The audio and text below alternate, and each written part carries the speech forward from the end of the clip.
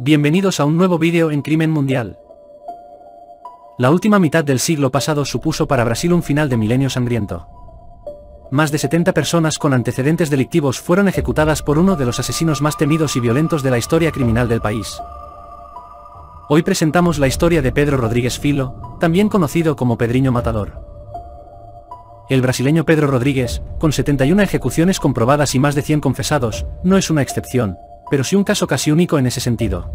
Se dedicaba a ejecutar criminales, o a quienes consideraba que lo eran, y por eso la mayor parte de sus ataques los cometió en la cárcel donde purgaba sus condenas por las ejecuciones que había perpetrado en la calle. Rodríguez nació en 1954 en Santa Rita de Sapucaí, Brasil, con un destino ya marcado antes de nacer.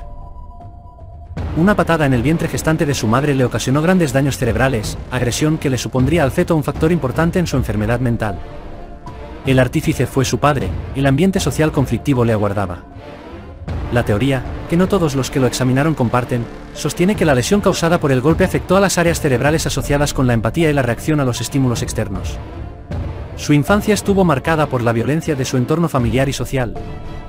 Trabajaba en un deshuesadero de aves, en contacto directo con el maltrato animal. Genéticamente predispuesto a las reacciones agresivas, resolvía los conflictos a golpes y con intención de acabar con la vida de su rival. Cierto o no, Pedro empezó a ejecutar apenas salió de la niñez. Tenía 14 años cuando su padre, que trabajaba como vigilante en una escuela estatal, fue despedido después de que lo acusaran falsamente de robar raciones de los desayunos escolares que proveía el gobierno del municipio. Aunque Pedrinho odiaba a su padre, el despido lo afectó porque significaba menos ingresos para su familia, que ya tenía dificultades para comer. Eso era totalmente entendible, pero la reacción que tuvo, no.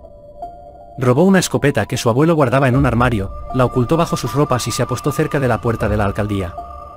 Allí esperó a que saliera el vicealcalde, cuyo crimen había sido firmar el despido de su padre, y le disparó. Tuvo suerte y pudo escapar, pero en lugar de correr a esconderse se dirigió a la casa del empleado que había acusado a su padre y se lo cargó con otros 2 disparos de escopeta. Entonces sí huyó. No se fue muy lejos, porque San Pablo es una megalópolis donde capturar a un criminal es casi tan difícil como encontrar una aguja en un pajar. Eligió para esconderse el barrio Magui das Cruzes, en las afueras de la ciudad, donde se tomó el crimen como un trabajo. Para las ejecuciones siguió la misma línea, sus víctimas eran personas a las que consideraba criminales o culpables de algo, como el vicealcalde y el acusador falso, principalmente narcos de la zona, a los que también les robaba la mercancía para venderlas por cuenta propia. Además de ejecutar con frialdad extrema, empezó a mostrar cierta habilidad para los negocios. A los 16 años se puso en pareja con la viuda de una de sus víctimas y se apropió de su negocio de venta. Con el negocio consolidado, abandonó a la mujer para irse a vivir con una, de la que se había enamorado. Se llamaba María Aparecida Olimpia y Pedrinho no imaginó que, al mostrarse abiertamente con ella, la transformaba en un blanco para sus rivales en el negocio. Cuando la eliminó un enemigo, María Aparecida estaba embarazada. Pedrinho encontró su cuerpo cuando volvió a la casa que compartían. La habían torturado y mutilado. Tuvo paciencia para tomarse revancha. Esperó una fiesta de la familia del asesino e irrumpió con 4 amigos a los balazos en el salón. Para entonces, Pedrinho no había cumplido todavía los 18 años, pero sus víctimas ya se contaban por decenas. Era el asesino en serie más temido de San Pablo y lo apodaban Matador. Aunque por razones de seguridad el asesino serial tenía pocos encuentros con su familia, no dejaba de preocuparse por ella, sobre todo por su madre, a la que adoraba y consideraba víctima de los maltratos de su padre. Lo que Pedrinho no imaginó fue que el padre la ejecutaría y de la peor manera. Primero la acuchilló hasta que dejó de respirar y después la descuartizó con un machete. Con el cuerpo de la víctima en medio de un charco de sangre esperó la llegada de la policía. Ni siquiera intentó escapar. Si la especialidad de Pedrinho era eliminar criminales, después de la ejecución de su madre, para él no había peor criminal que su propio padre. Su corazón reclamaba venganza y los muros de la cárcel donde tenían encerrado al hombre no iban a ser un obstáculo para que la consumara. Las cárceles de Brasil en la década de los 70 eran verdaderas ciudades donde el hacinamiento de los presos competía con la falta de control.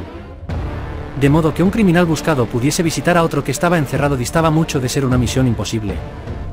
Usando contactos, Pedrinho logró que le permitieran entrar para ver a su padre.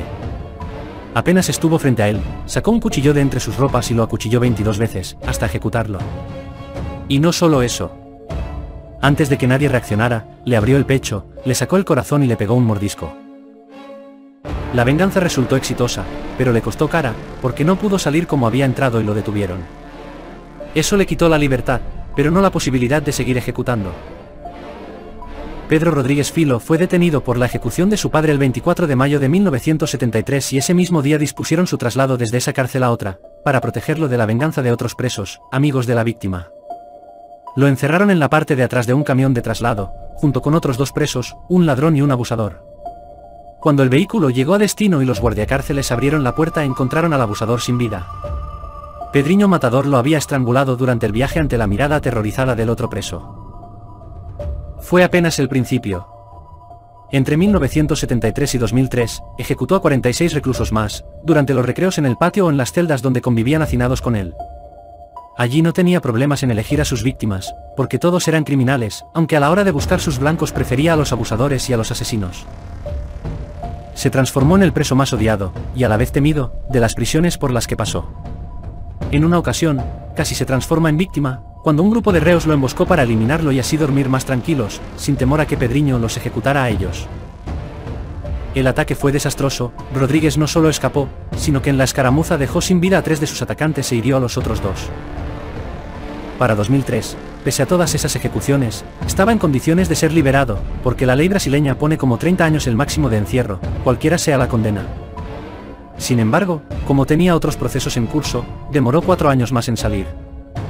Finalmente fue liberado el 24 de abril de 2007, pero volvieron a encerrarlo el 15 de septiembre de 2011, al terminar el juicio por las ejecuciones cometidas en prisión. La condena fue de 128 años y más tarde aumentó a 400. Parecía que partiría de este mundo entre rejas, pero no fue así. Un nuevo recurso legal le permitió salir en libertad en 2018. Quizás porque supo que no toleraría volver a la cárcel, Pedriño Matador dejó de ejecutar, o por lo menos no se le adjudicaron nuevos crímenes. El consejo de un amigo pudo haber sido decisivo para su cambio de comportamiento. Le propuso que abriera un canal de YouTube donde, utilizando su experiencia como asesino en serie, analizara los crímenes más resonantes del país. También contaba pormenorizadamente sus propias ejecuciones y aconsejaba a los jóvenes para que no se convirtieran en criminales. La idea fue un éxito. En pocos meses el canal llegó a tener casi 200.000 suscriptores y lo convirtió en un personaje mediático a quien los periodistas especializados en policiales entrevistaban para pedirle opinión sobre los casos. La vida de Pedro Rodríguez Filo parecía reencauzada de manera definitiva, pero el asesino en serie retirado no contaba con los enemigos que había dejado a lo largo de su extenso recorrido criminal.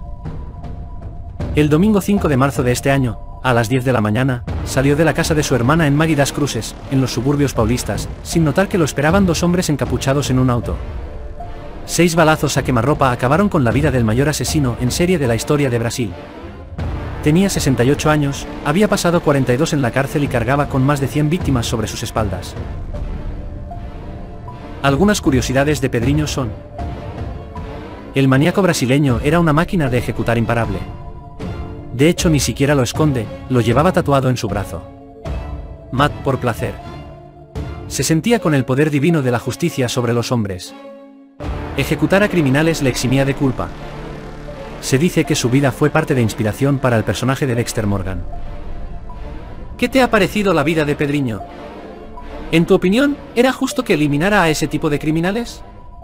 Déjanoslo abajo en los comentarios. Si te ha gustado el vídeo, déjanoslo un buen like, compártelo con aquellos que les gusta el crimen, y suscríbete para no perderte casos como estos.